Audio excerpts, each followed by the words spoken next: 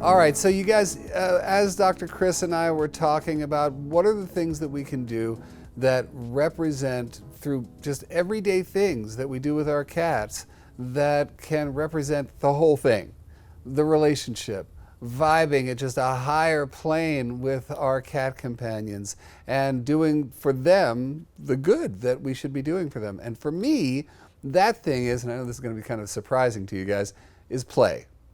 Play to me is something that is easy to do, it's fun to do, it's a bonding exercise, but for the cat, it's something that represents their mojo. They're just sort of raw cat. This is what I'm on the planet to do, hunt and catch and kill and eat. This is what I'm here for.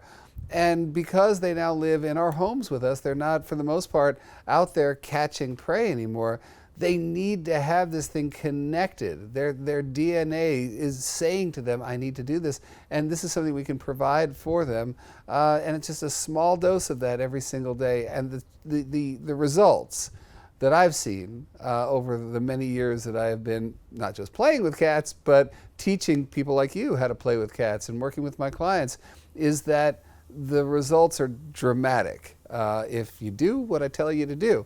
And just as Dr. Chris is talking about, and we've been talking about this whole time, it's not just about being reactive here. Oh, I'm having problems in my house. My cats aren't getting along. My cat is acting out to some degree or another, so I better play with my cat in order to remedy the situation. This is one of those things that we can do on a daily basis. It's like the apple a day keeps, litter box problems away, or any of the things that you guys might be dealing with. So today, I'm going to dig in a little bit to, right now we're talking about why play. Then we're going to talk about the different types of play and how to really maximize your play sessions with your cats. So the first thing that I want to talk about is the types of play that you're going to go through with your cat. Now, when I say play to people, a lot of times they're assuming that I'm talking about our first category, which is remote play, right? And by remote, I mean that it's a little fuzzy toy or a ball or whatever, and you toss it. They play with it by themselves remotely, and the toy is remotely, it's over there, and those have value to them in a bunch of different ways. For instance, having one of those little fuzzy mice in your pocket, and if your cat's looking for trouble, you pull it out of your pocket, you toss it over there. Now your cat's going after something else. Or if they're just walking around the house and they have something to bat, until of course it winds up under the fridge, but that's for another day. But those are things where your cat can just momentarily have something to focus all that raw cat energy on, So it has value, but it's not exactly what I'd want for you and your cat every day. The second thing is, for lack of a better term, it's like flick the switch play. And flick the switch play is those battery operated type toys where you turn it on and it just does something, whether it's flashing a laser over here or whether it's just one of those things that goes under a little blanket and goes around and around. Again, they've got value to them, and the only value to me is if you really just can't do anything else with your cat and you just need to have some sort of stimulation.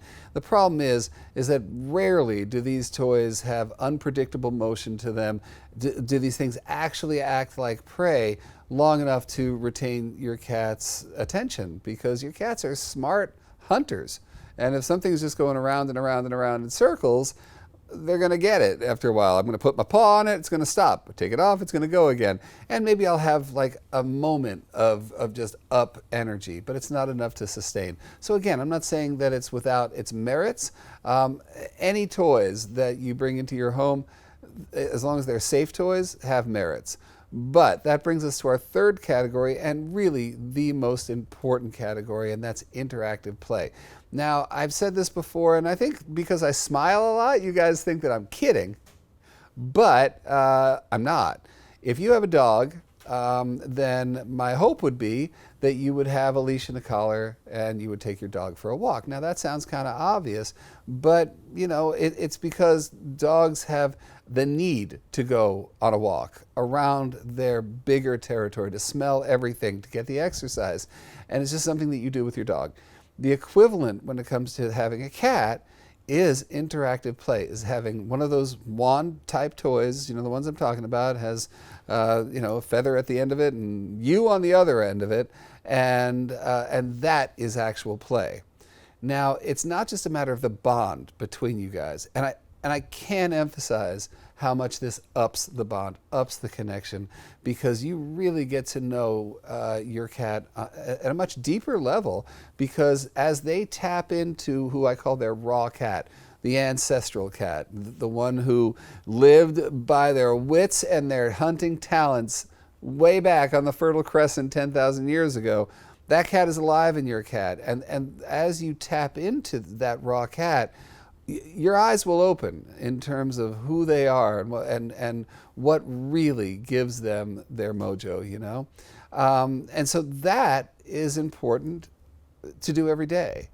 And as I've said, it's really this.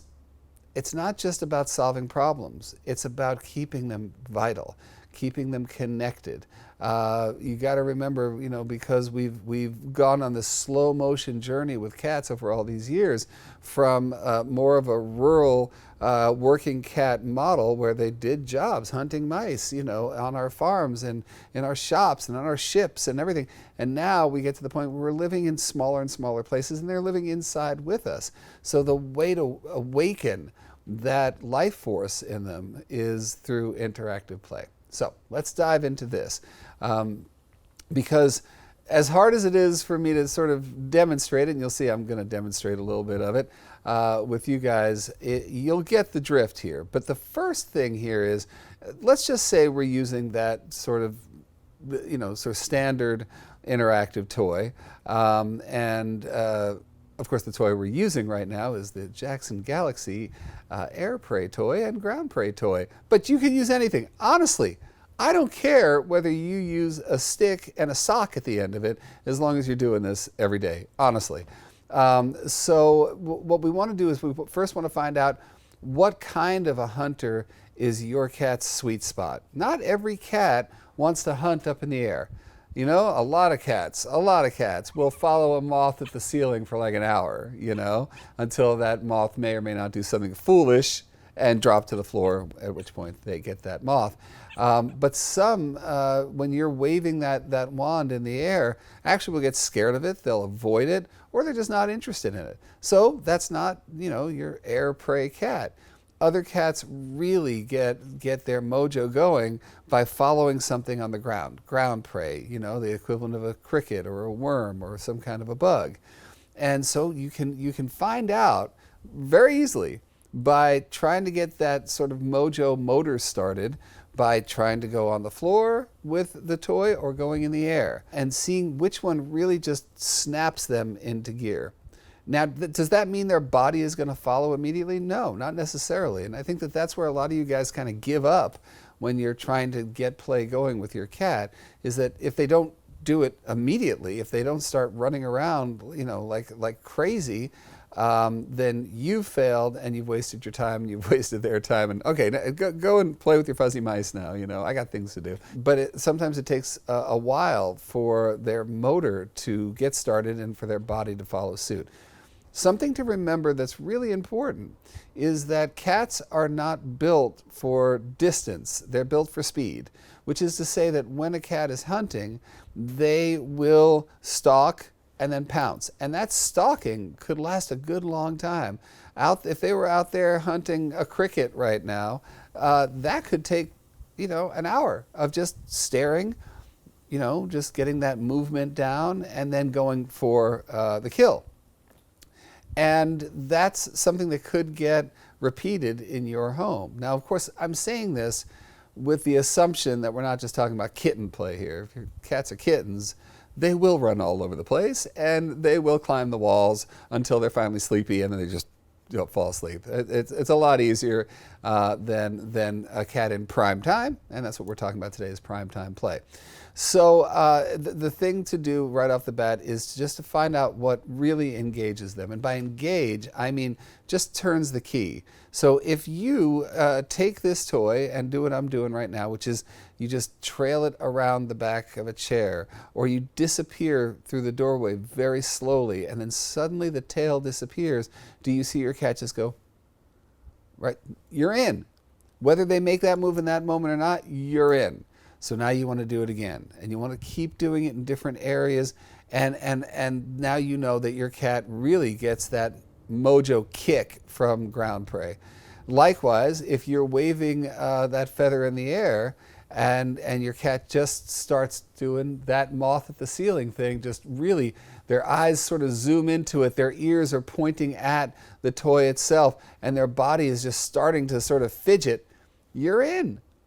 Again, does that mean that your cat is immediately going to jump in the air for that toy? Absolutely not. What they will do is engage themselves. So now the rest is up to you. Now we know who your cat is in terms of their sort of play mojo, right? Their confident hunter. Now it's about how you become the prey.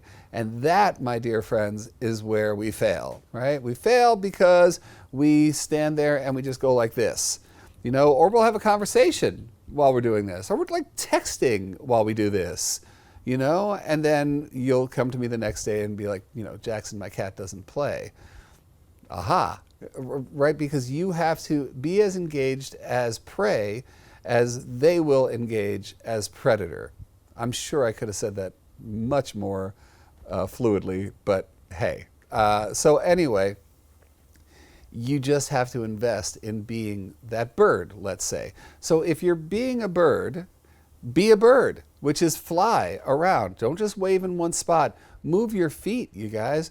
Go from section to section around the house, flying with it. Now, the way that you can really, you know, you get them just doing that moth at the ceiling thing, and then be the kind of moth that, for some reason, dive bombs onto the floor.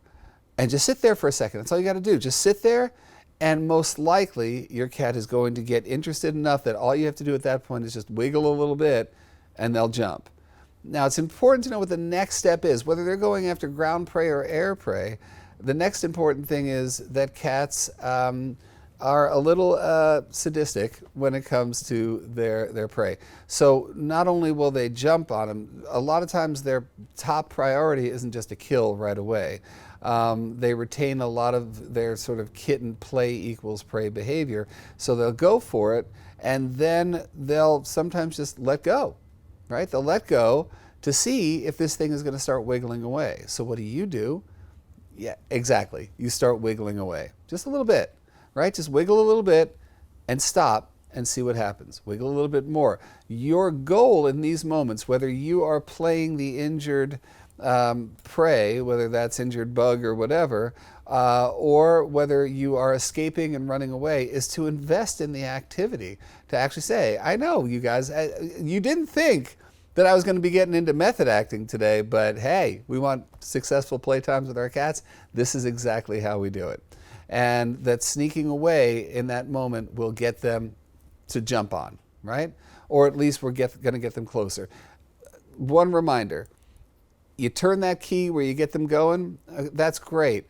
Will their body follow suit? Will they keep playing constantly? They're not going to do, like I said, it's about speed and not distance. So follow the method that I call boil and simmer. Get your cats moving, and then they're going to lose interest, or they're going to feign losing interest, or they're even going to feign being tired. And okay, give it a rest for a minute, and then break it out again. And your cats will lift again, because again, they have that incredible ability to recharge, because if I missed this bug over here, well, another one's coming. I just got to rest up for a second, you know? And as you bring them up to a boil and let them simmer for a little bit, you're going to find within about 15 minutes or so, and of course I'm being completely general, that they're going to actually start getting tired. Okay, so I know I'm glossing through a lot of this, but the bottom line is, be interactive, be the bird, be the bug, invest in it, and use your whole house. Because remember this, whether we're talking about a cat who's just got that hyper energy, who might be a little bossy, or if you're thinking about a cat that I refer to as the wallflower, who's kind of scared and maybe doesn't come out as often as that first variety, the thing is that it brings out the best in them. if a cat is the wallflower, kind of hugs the sides and maybe spends time under the bed, the second that they follow a toy out to the center of the room and do that pounce, they own the center of that room. That's how important the act of hunting and catching and killing in a constructive way in your home with an appropriate victim is. And so I just want you to remember, whether you've got a cat who might be a little bit of a bully, a little bit of a wallflower, or anywhere in between, not only will this help sort of cure that situation, but it'll prevent it from blooming in the first place. Interactive play is a proactive way of keeping your cats vibing at their highest self at all times. So the last thing I'm going to touch on, you guys, is scheduling this. The most amazing thing that you will see is if you put aside time with your cats every day to play. Just do it for a week, you guys. Do it for a week. That every day I'm going to play with my cat. Afterwards, I'm going to feed them a meal. And it doesn't matter what meal of the day. Let's say it's your last meal of the day with them, and it's hunt, catch, kill, and then eat. Stick to it. Get them kind of tired, do the boil and simmer, and you tell me after a week of doing this whether you don't see a difference in your cat.